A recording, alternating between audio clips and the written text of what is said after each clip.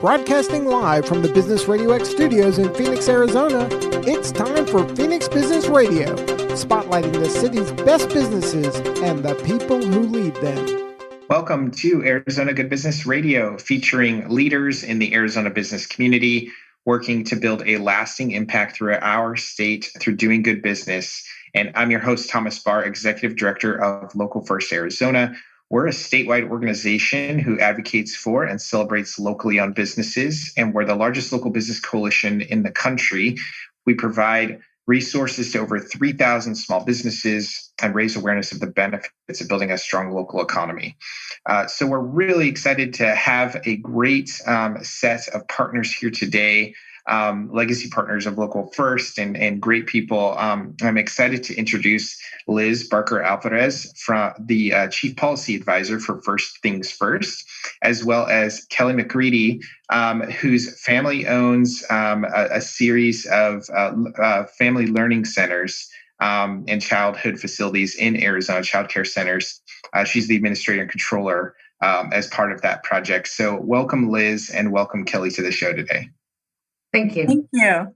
Before we get started, I really actually want to give everybody the opportunity to hear from you, who you are and who it is what you do. So before we dig into any questions today, Liz, I'd love if you could introduce yourself to our audience. Hi, yes, I'm Liz Barker-Alvarez, and I'm the Chief Policy Advisor for First Things First, which is a statewide organization created by voters to expand or enhance programs for kids birth to 5 years old so that when they get to kindergarten, they are prepared for success not only in school, but beyond. Fantastic. And Kelly, would you mind introducing yourself? My name is Kelly McCready. I am the administrator for Valley Learning Center and Creative Campus Learning Center, which means I support the teachers and the families in providing a high-quality early learning experience for children. Fantastic. Well, thank you both for being here today. Liz, because you personally actually represent First Things First, I was wondering if you might, for our listeners, tell us a little bit about the organization, give us a little brief history of First Things First and what you do. Yes, so as I mentioned, First Things First was created actually in 2006, so we're a fairly new organization when you think of state agencies. And we're funded through tobacco revenue. We expand programs for kids birth to 5 years old. And in three major areas, we expand programs that improve the quality of early learning and access to early learning, which is what we're going to talk about today. But we also fund programs that strengthen families in their role as their child's first teachers and expand access to preventive health like developmental screenings so we can find out if there's maybe a potential learning problem that can be addressed early on.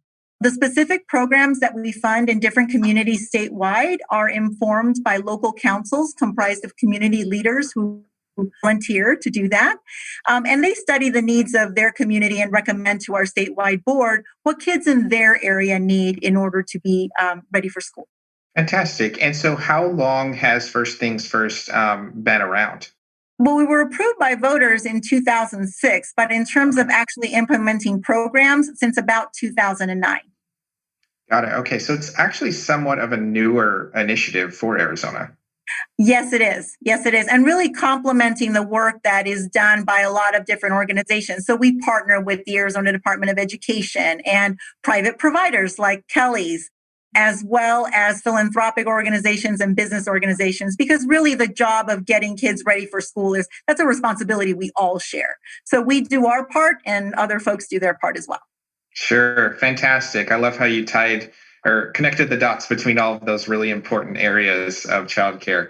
Kelly, I'd love to hear from you, from your personal hands-on experience in being a part of that collective of people that care for our children. What has the experience been like for you? How long has your family been involved in operating these centers? And how do you interact with First Things First?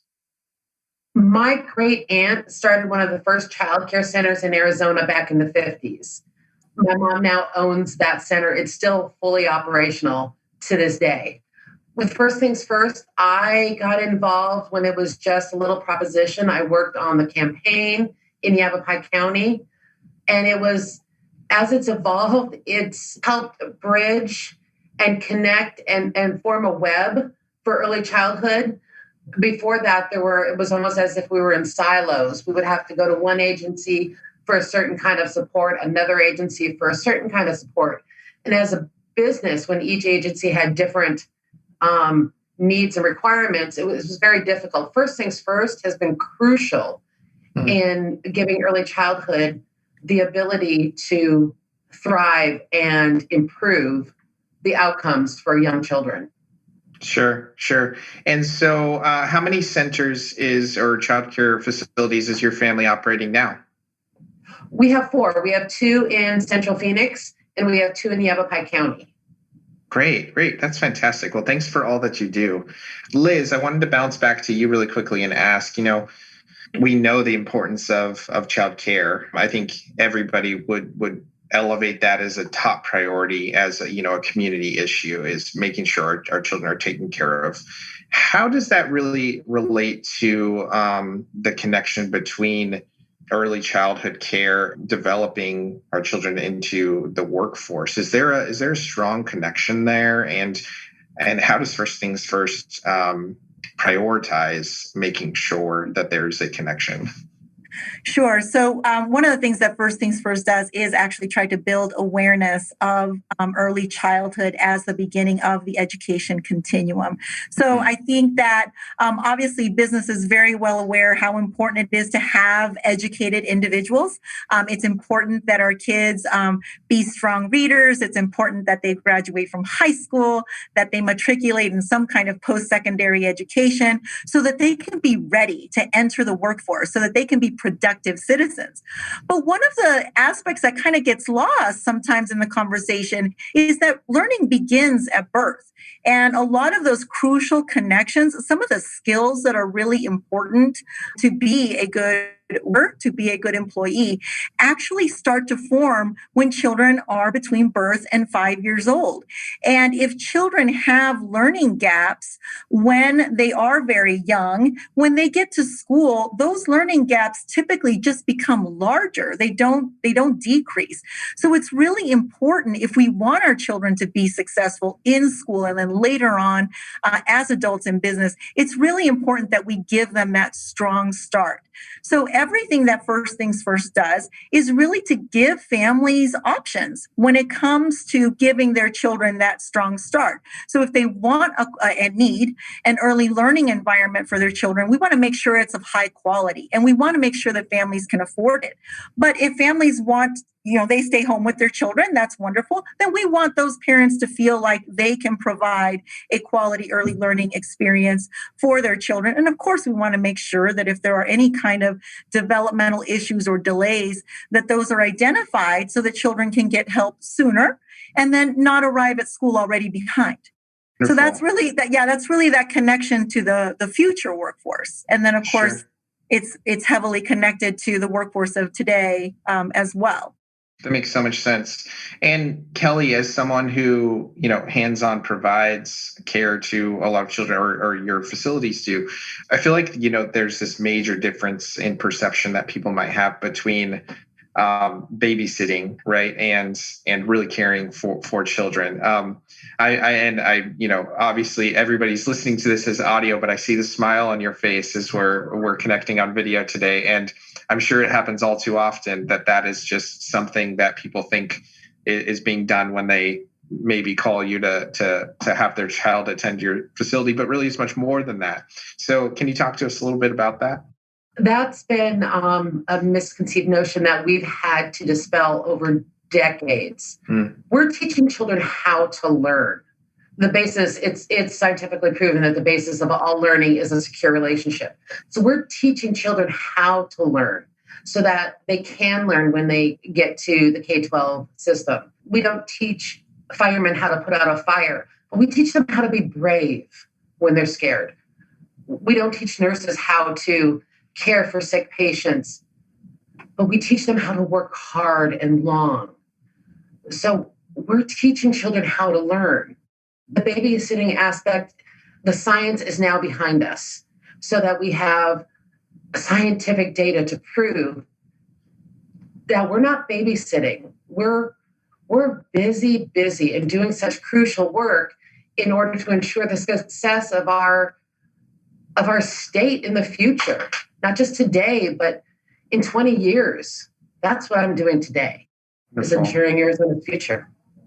Well, thank you for sharing that. That's quite profound and really powerful. Why do you think that it is that early learning in childhood it doesn't get as much attention that maybe a K through 12 learning does get? Is there a reason for that? Again, decades of scientific data that the education system has been able to produce, where we're still trying to weave that web. And first things first has been crucial in being able to compile that data and present it where it needs to be presented to show the impact of what it is we do on a daily basis. We can't have an 18-month-old complete a standardized test that can go into a batch of data. But the things that are happening on a daily basis are just an explosion of learning and discovery that it's just sometimes hard to put on paper. Sure. That makes a lot of sense. Liz, kind of back to you a little bit. You had touched on before, there's a lot of obviously different scenarios. Some parents are able to stay home with their kids, but there's many different scenarios that families have. What does First Things First do to kind of try to fill in the gap and assist with maybe those families that might not be able to naturally afford to pay for childcare or anything like that? How does First Things First come in and play a role there? Well, I think that one of the things is that a lot of people aren't really aware of just how expensive quality childcare can be. In the state of Arizona, quality childcare for an infant can cost as much as tuition at one of our state universities. Wow. And for families with very young children, if you have more than one child, even if you have one child, that can be very, very difficult to afford. And quality does matter. It matters in everything. And obviously it matters in early education. So in terms of early education, two things. One, First Things First invests in partnering with providers to improve the quality of the programs they provide, right? Not just quality care, but quality education. So we support providers in their efforts to promote quality. And then the other thing that we do is Quality First scholarships. So we invest over $40 million a year to help more low-income families in our community afford that quality care for their children. Wow. That is huge. Do you have numbers on the number of families that you're able to assist each year? Or I guess, even stepping back, how many childcare facilities do we have in Arizona that you're working with? So there are about roughly 2,800 childcare providers throughout Arizona, and about 1,100 of them we're able to serve through Quality First. And when we first started the Quality First program, the effort to improve quality, about 23% of those 1,100 providers were able to meet or exceed the quality standards. And just this past year, we got to 79% of providers meeting or exceeding the quality standards. So we know that it works. Part of our work with business, with philanthropy, with policymakers is to try to see how can we leverage some more resources to try to bring that to more providers statewide. Sure. Well, wonderful. Thank you for sharing that. My next question is kind of for both of you from maybe a different perspective that you might have. And, elephant in the room, we are 10 months into this global pandemic. We know that every industry has been impacted, but I'm sure absolutely heavily our childcare facilities have been impacted by this and had to change and uplift all the ways that you operate for safety and well-being of those that you serve. So maybe from both of your perspectives, how has COVID really just disrupted the childcare industry, and how are you dealing, and how is the industry dealing with things right now? Well, I can talk a little bit about it from the global perspective. From the global perspective, really, COVID has exacerbated longstanding issues that existed with childcare. So in a 2018 study, for example, half of Arizonans lived in what's called a childcare desert, meaning there was no childcare in their census area, or there were 3 children that needed childcare for every slot that was available. So half of Arizona was in that situation already. And then childcare was difficult to afford. Obviously, we just talked about that. So COVID has only made it more difficult. In the summer, when the pandemic was first getting started and at the height of it, our work with our Quality First centers and other partners showed that about half the childcare centers in Arizona were closed.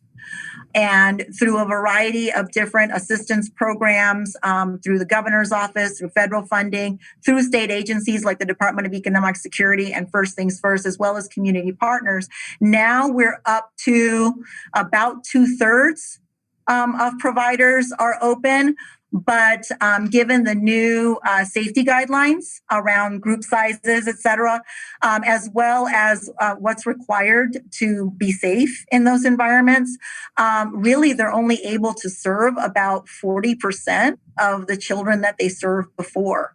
We also have some data regarding costs. So you were mentioning, childcare providers already had pretty high overhead and were operating on razor thin margins to begin with. And the COVID just made that so much worse. Nationally, they estimated that the operating costs for childcare increased about 47%. Because of COVID. And in Arizona, the data is like it's much higher. The operating costs for a center, like the ones that Kelly runs, increased about 84%. And for childcare environments based in homes, so folks who care for just a few children in their homes, their costs went up 75%. So it's just been this storm of you have families who maybe don't feel safe taking their children to childcare. And then you have this explosion in operating costs. And it's just really had a quite detrimental impact on the childcare community. But Kelly, you're actually in a center. Can you talk a little bit about what's going on with your environments? Early on, our issue was crucial supplies and supply chains. There were 3 or 4 times where I would spend a day or two sourcing baby formula, diaper wipes, hand soap, sanitizer. We were grateful then, First Things First and some of their partners were able to access us some supplies. It was super silly, but our Quality First coach drove from Phoenix on a Saturday to Prescott Valley to deliver us 2 cases of toilet paper.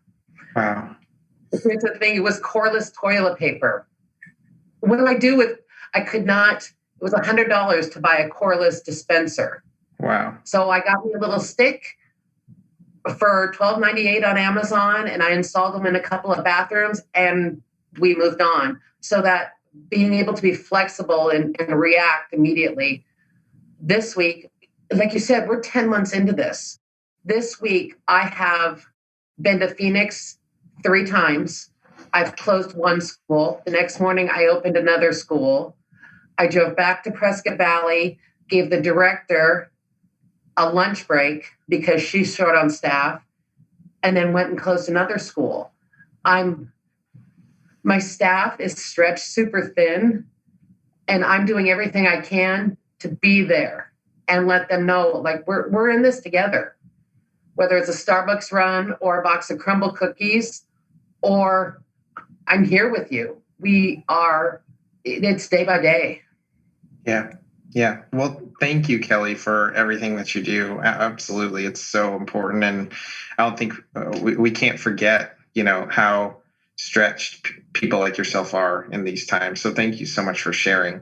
Another thing that I wanted to ask about was, we've heard a lot about federal and state COVID relief efforts and additional funding that's been made available and things like that.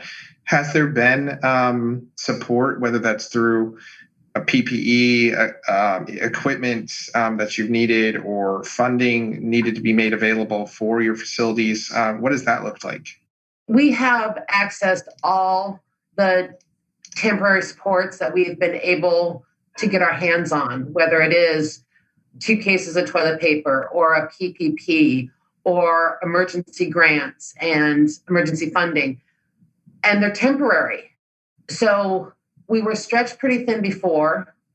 And then we access those and utilize them, and then they're gone. And we're still stretched thin and we're getting by. Yeah. So it's, they've been there, but they're not a permanent support. It's not permanent funding for the industry. Sure. Okay. And Liz, from a broader perspective, what is yours on that?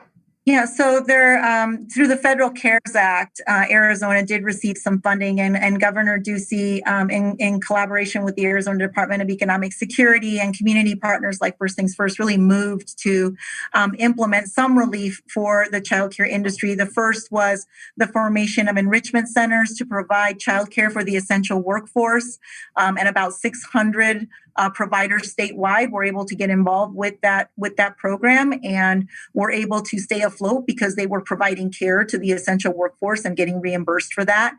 And then after the enrichment center program ended, through again that funding, the governor created a grant program through DES, and about 1,200, I think it was 1,200 providers 1,800 providers access grants through DES, again for 3 or 4 months to help keep them afloat.